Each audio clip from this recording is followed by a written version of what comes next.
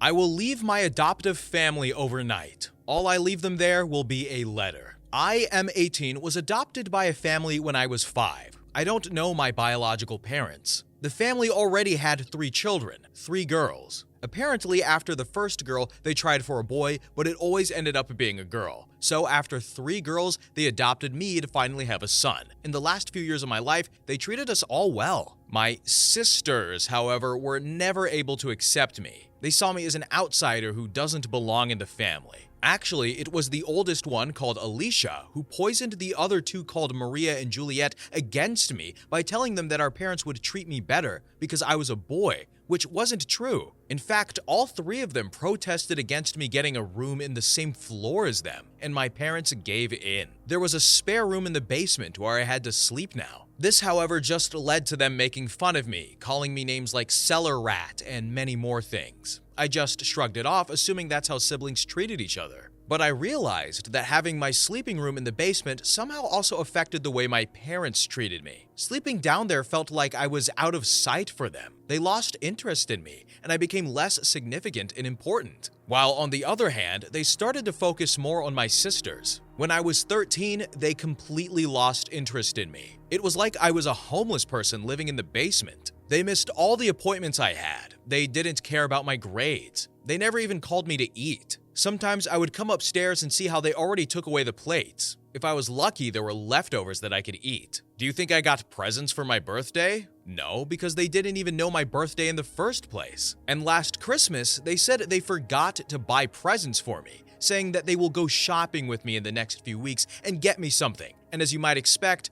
that never happened. I don't despise my sisters. I'm glad they have a home where they are cared for and they can feel loved. I just don't understand why they would adopt me if they would just throw me away like a piece of paper. I think they just wanted to have this feeling to have a son for some time, but then realized they could never love me like one of their own. And putting me into the basement was the last straw. This is when they completely banished me from their minds. And I just can't do this anymore. I decided to pack my things and leave. I will do it tonight. I will stay at a friend's house for a while and try to look for a job that hopefully gets me enough money so that I can rent an apartment. And after that, I will never look back. I decided to leave a letter behind in my room. I wouldn't be surprised if they never even find it, let alone notice that I'm gone. I used a throwaway for this, but I actually don't know why. I thought I don't want them to see this, but now that I think about it, I could send them this post. I don't even know why I wrote this here in the first place. I feel so desperate. Maybe I want this because I hope that someone is interested in me and my story. If this story is real, that is messed up. This is like some Cinderella stuff. I haven't watched Cinderella in a while, right? This is like reverse Cinderella kinda.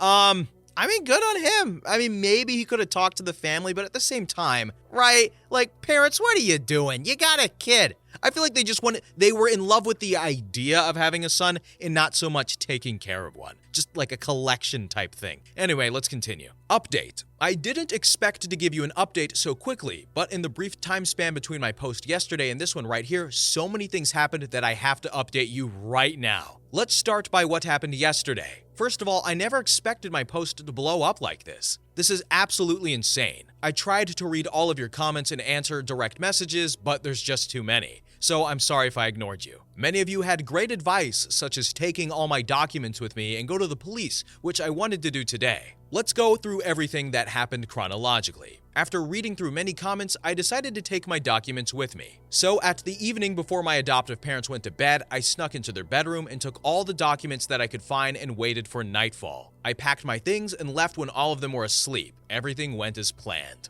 I silently left the house and went to my best friend's home. He had an apartment in a neighboring city, so I had to walk for a while. I arrived at his apartment between 2 a.m. and 3 a.m. He had a spare bedroom that he used for visitors who might want to stay for the night. We agreed that I could live with him as long as I want. He only expected me to find a job quickly, and if I do that, he wants me to help him pay the rent for it. I was fine with that. I slept through the night, and at the morning, I started looking for jobs immediately. But now, a few hours later, something more interesting happened. While I was on his laptop still looking through the online job advertisements and collecting them, the doorbell rang. He opened the door and I heard a familiar voice, but it wasn't one of my parents. It was one of my sisters. Maria, to be exact, the middle sister. I heard how she asked if I was there. He wanted to lie for me, but I decided to talk to her to find out what she wanted. So I appeared behind him and she went, "Thank God you're here," and hugged me. I was completely overwhelmed and surprised and didn't know what to say. And then she told me how she found me, and this is where things get more interesting. She told me that this morning a way too familiar sounding story appeared on her TikTok For You page. Apparently, my story was shared by a TikTok account who actually had a quite big audience. And she became even more suspicious of the situation when her and the name of her sisters were also mentioned. To be sure about the situation, she went into the basement and into my room, where she found the room mostly empty and of course my letter. I mentioned in the story that I would stay with a friend, so she went out looking for me, telling our parents she was about to visit a friend herself. She said she drove to 2 different houses before finding the correct address. She apparently visited 2 other friends of me before finding the correct apartment.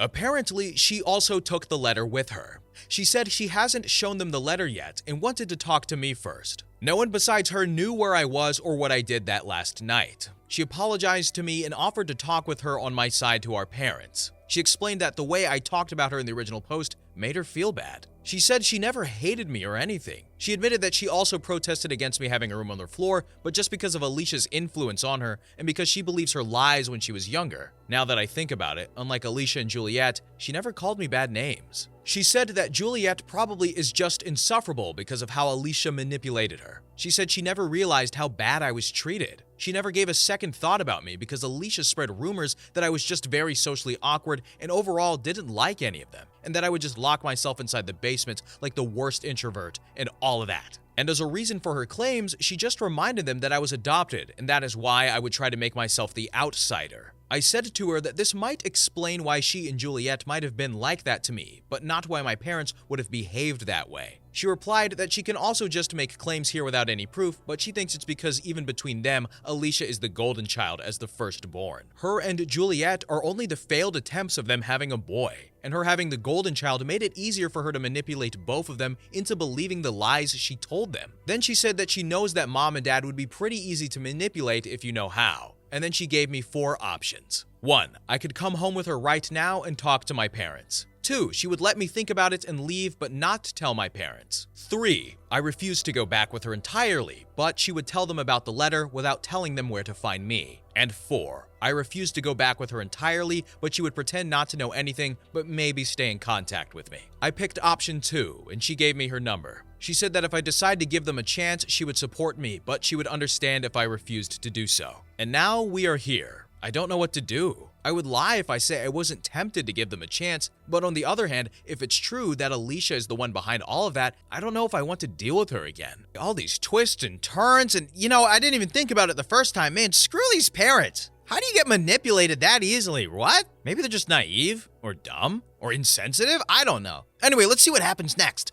Update 2. I start this by saying that many of your comments suggested that Maria could have potentially manipulated me and that I shouldn't trust her just now, which I understand. I decided to stay with my friend, especially since I applied for so many jobs yesterday and I think I could find one in no time. So there's no reason for me to get back with them as an 18-year-old. But these are just side facts. I would have not given you an update if nothing had happened. Apparently, my adoptive parents did realize I was gone recently, so they started looking for me. They are sure that Maria knew where I was, considering she had my letter with her. I'm currently only in contact with Maria, who told me all of this. Apparently, my parents tried asking her about my whereabouts and grounded her after she refused to tell them. Yes, they grounded a 21-year-old. Couldn't believe it either. As many of you suggested, I went to the police so they couldn't file a missing person report about me. And meanwhile, Alicia started to spread rumors again. Apparently, she used my disappearance as proof that she was right with everything, and Juliet believes every single word. She is completely under Alicia's control.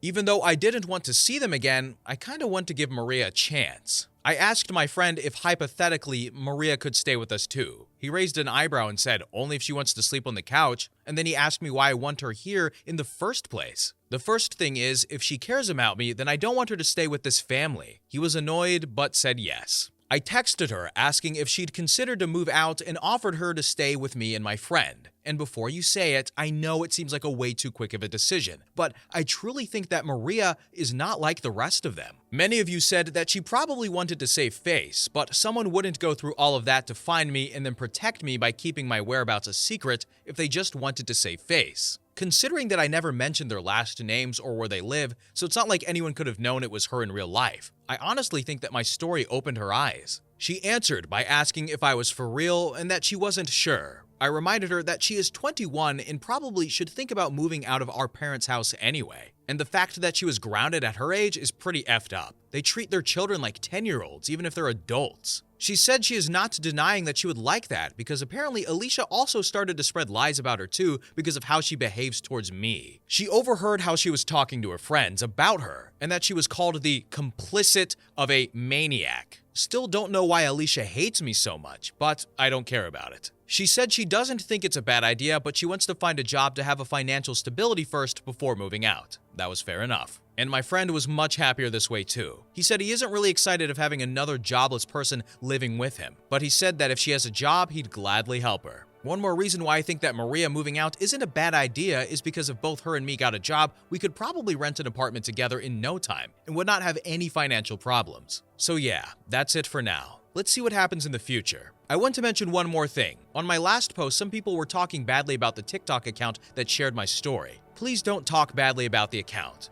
They didn't know it would end like that, and I don't have a problem with anyone sharing my story. Thank you for reading. Edit. Some of you pointed out the situation with my friend. Believe me, if I wasn't sure he was okay with it, I would not have suggested it. He was unsure about the offer at first because I hadn't asked her before asking him, so of course he thought it was just another jobless person. But like I said, he is fine with it as long as she has a job. And I'm definitely grateful for what he is doing, and I will repay his kindness. Don't worry about that. What he does should not be taken for granted, and I know that. You're also right that offering her to live in his apartment is going a bit far. But like I said, he's an amazing person. I wouldn't do it if I knew he wasn't 100% okay with it. If you had to pluck me out of my life and place me into this story as one of the people, I would be the friend. I would be like, I don't want all these people in my house, but I wouldn't say no. My body would not allow me. I'm like, fine, you could stay here, I guess. But you know what? It's good that this guy making the post is planning to repay his friend's kindness because you know some people will just walk right over you once they're done with you. So good on him for that. And good for the friend for, at least being open to it, even if he is reluctant. But anyway, let's see what happens next. Update number 3. I want to keep you updated, so I am here again. Today, I got a small call from Alicia, and apparently nothing is what it seems to be. I'm still trying to process this call. I've been in contact with Maria for only a few days, and I truly thought she was different, but she was just like the others. When I got the call today, it was an unknown number. I froze when I heard Alicia's voice. She screamed at me, saying, "Who the hell do I think I am to talk about her like that?" We had a little argument, but somehow managed to calm down. I thought about hanging up, but I wondered what she wanted from me. She told me to grow up. I was never a part of their family, according to her, and that I should have known it since the beginning, and stop crying about it now when I could have done something about it in the entire time. I admit I was angry and not very nice. I politely told her to go fly a kite, and told her I was going to get Maria out of there too because both of us wouldn't deserve a life around someone like her.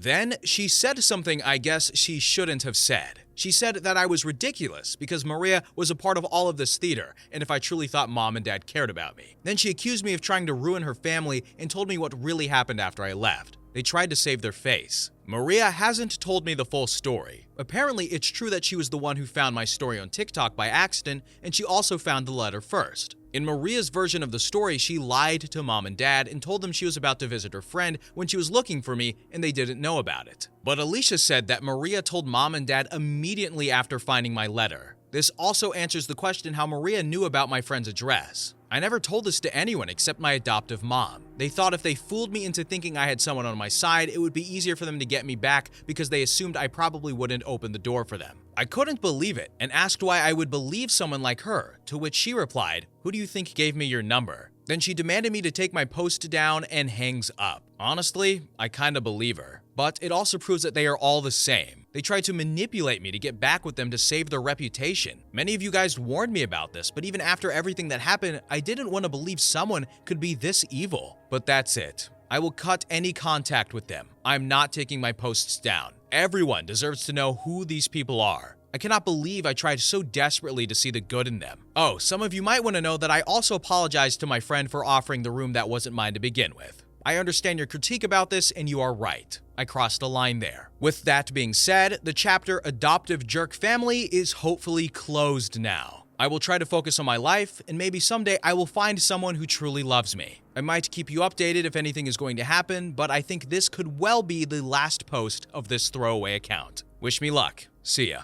I don't know how to feel about all this. Is this real? Did this really happen? Are these people that evil? Oh my goodness. I don't know. That's for you to decide, people watching this, wherever you may be. If this is real though, oh man, the theater, the theatrics. Again, I told you, they like the idea of having a son. They don't want to raise one, if this is true. Also, maybe he should contact any aunts or uncles and be like, hey, by the way, not gonna see me around anymore because they're abusive and neglectful. Deuces, will not see you at the next family reunion. Anything else to add, narrator? Nope? Okay, bye. Thanks for listening, everybody. Bye.